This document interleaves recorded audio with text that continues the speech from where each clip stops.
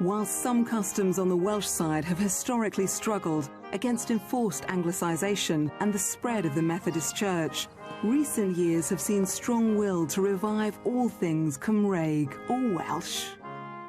In Monmouthshire, the magnificent Tredegar House, now in the hands of the National Trust, has been home to makers of traditional Welsh folk instruments for over 30 years. I'm meeting Marcus Butler, the man at the forefront of the musical craft revival.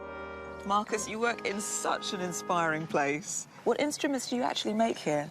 Well, we make early percussion instruments of several periods. We make concertinas.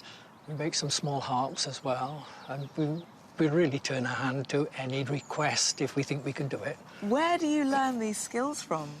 I bought an old concertina from an antique shop and pulled it to pieces. Looked at it, thought I could do that, so I did. What makes you so passionate about traditional Welsh music? It plucks at the heartstrings. If it makes you cry, it must be good music. It just gets inside you. There's more Welsh music now than there ever was, which is a move forward in my view. Marcus now works with a team of 3 artisan instrument makers. David Cox is showing me how they make the traditional Welsh drum, or Tabwrdd, to a centuries-old design found nowhere else in the world. So how do we know this is how the drum was always traditionally made? The drawings were discovered by Reverend Meredith Morris from the Cwngwaun Valley. He was a traditional Welsh maker around the 1920s, something like that. But these go back to about 1400. So this is a real bit of traditional Welsh history here. Absolutely, yeah.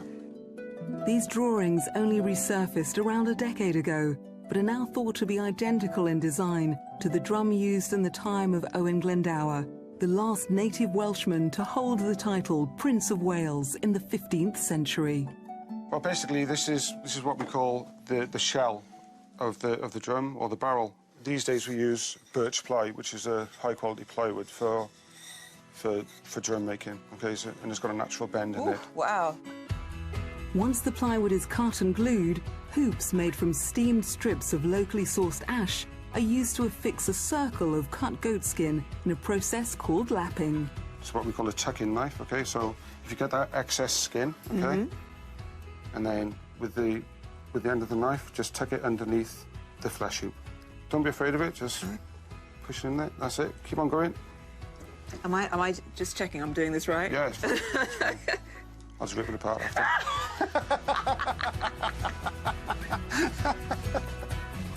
These drums are double-skinned, meaning there's a drumming surface on both the top and the bottom. It takes around 2 days to complete a drum. The larger the size, the deeper the pitch. This one will sell for around £250, with musicians from all corners of the globe seeking out its resonant tone. It's probably the sort of natural earthy sound that you get from these type of skins.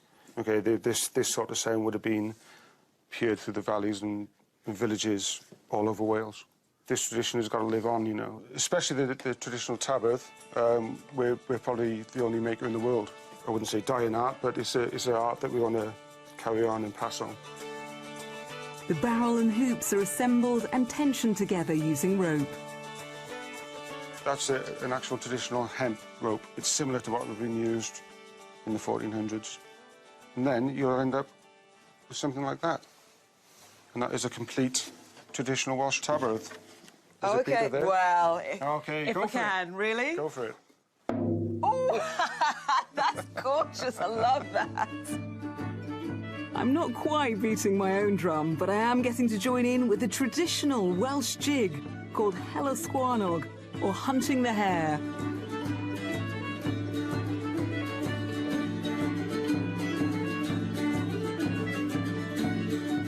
Now to see if any of our houses are singing from the same song sheet as Karen and Peter's property wish list, here in the Welsh Borders.